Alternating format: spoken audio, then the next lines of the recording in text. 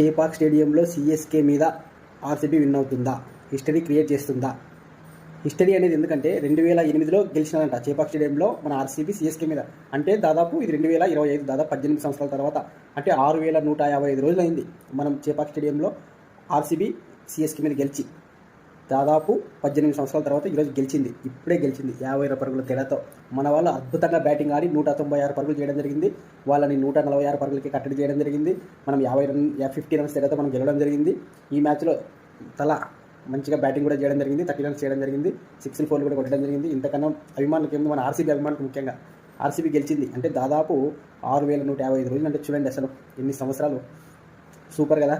చాలా మందికి డౌట్, ఈరోజు సిఎస్కే మీద చేపాక్ గడ్డ మీద ఓడిపోతారు మన ఆర్సీబీ అని చాలా మంది అనుకున్నారు. కానీ అది తప్పు అని చెప్పి అద్భుతమైన పర్ఫార్మెన్స్తో రజత్ పాటీదార్ కెప్టెన్సీలో IPL 2025లో భాగంగా మ్యాచ్ నెంబర్ 8లో గెలిచి ఆర్సీబీ అంటే అస్సలు తగ్గేదేలే అని చూపించినారు.